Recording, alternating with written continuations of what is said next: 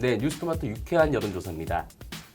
4차 산업혁명은 초연결성과 초지능화라는 특성을 갖습니다. 빅데이터와 인공지능을 통해 현재보다 지능화된 사회로 변할 것으로 예측되고 생산성 향상에 대한 기대가 있습니다. 여기에는 다양한 문제도 뒤따를 전망입니다. 민주노총 서비스연맹 법률원의 김종진 노무사 자리했습니다. 안녕하세요. 네, 4차 산업혁명 시대에 직업과 일자리 분야에서 나타날 현상들 짚어주시죠. 네, 4차 산업혁명. 네, 이제 물론 학자들 간에 있어서는 4차 산업혁명이 실제로 존재하는 것이냐 아니냐라고 하는 그 논쟁도 분명히 이게 존재하는 것 같습니다. 네, 결론적으로 말씀드리자면 이런 논쟁이 과연 우리한테 어떤 의미가 있느냐 이 부분이 아니라 4차 산업혁명이라고 하는 그 자체는 결국에는 기술력의 발전으로 인해서 노동력의 필요성이 좀 감소하는 그런 흐름이 있다라고 하는 분명한 그런 사실을 우리가 인지하고 어떻게 대응하느냐라는 차원이 아닐까라고 이제 생각을 해봅니다. 그래서 어쨌든지 간에 4차 산업혁명 이 시대가 얘기하는 것은 그 전통적인 부분에 있어서의 노동력의 감소를 초래할 것입니다. 대표적으로는 제조업이 되겠죠. 그에 반해서 인간 간의 그 교류, 감정적 교류를 중요시하는 그런 부분들, 그리고 최첨단 기술을 필요로 하는 분야, 이런 부분에 있어서는 지속적으로 노동력의 그 창출을 도래할 것으로 예상하고 있습니다. 세계경제포럼의 일자리의 미래 보고서와 같은 세계적 여론은 4차 산업혁명에 따른 일자리 감소를 전망합니다. 한국고용정보원 자료를 보더라도 앞으로 변화를 맞을 직업들이 보입니다. 우리 오늘 김종진 노무사께서 관련해서 소개를 해주시죠. 네, 그 자료를 보면 이제 아실 수 있겠지만요.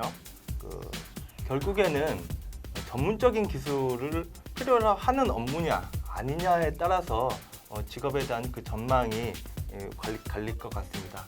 좀 말씀을 드리자면 그럼에도 불구하고 그 의사, 간호사와 같은 그 의료 인력들은 아직까지 그 기술로서의 기계 기술, 전자 기술로서의 그 대체가 완벽하지 않은 그런 부분들이 있기 때문에 지속적으로 전망이 있는 일자리로 평가가 되고 있는 부분이 있는 것이고요.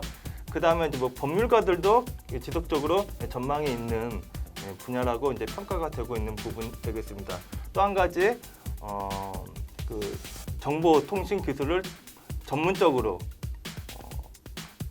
대여할 수 있는 그런 기술자들도 전망이 계속 유망한 업종으로 평가가 되고 있는 부분 되겠습니다. 네, 여담으로 보면 저희 같은 언론 쪽은 어떻게 보십니까? 네, 언론도 이제 그 다변화되는 그 부분 중에 하나가 있는데 여담으로 이제 말씀드리자면 단순히 이제 이 언론이라고 하는 거는 계속 앞으로도 당연히 이제 그 전망이 있는 부분이 되겠지만 그런 부분을 좀 말씀드릴 수 있을 것 같습니다. 어떤 부분이냐면 거대 그 미디어가 아닌 좀 중소 규모의 그런 언론들이 좀 더 자유로운 의사를 표명하는 플랫폼이나 그 방식을 통해서 그 여론을 형성하는 그런 부분이 계속적으로 창출될 것이기 때문에 개인적으로 말씀드리자면 지속적으로 좀 유망한 업종이 아닌가 생각하고 있습니다. 네. 코로나19 여파로 비대면, 비접촉 사회로의 이제 전환을 앞당긴다는 여론이 있습니다. 최근만 봐도 실제 재택근무에서부터 온라인 수업에 이르기까지 사회에서 변화한 현상이 두드러지기도 합니다. 이런 현상이 미래 직업 선택에 미칠 영향을 설명해 주시죠. 네. 앞으로 이제 어떤 직업이든지 그 직업이 과연 유망한지 아니면 이거 계속 활용할 수 있는 직업인지를 결정하는 부분들은 그 업무가 그 정보통신 기술과 융합을 해서 계속 구현할 수 있는 업무인지가 첫 번째 선택지가 될 것으로 보입니다. 두 번째 선택지는 뭐냐면 그런 업무라고 하면 내가 그 정보통신 기술을 설계를 해서 실제로 그걸 구현하면서 제어 그리고 관리 감독할 수 있는 그런 능력이 있는지 이것까지 종합적으로 판단을 해서 직업이 선택될 것으로 예측되는 그런 부분이 되겠습니다. 네, 오늘 말씀 여기까지 듣겠습니다. 감사합니다.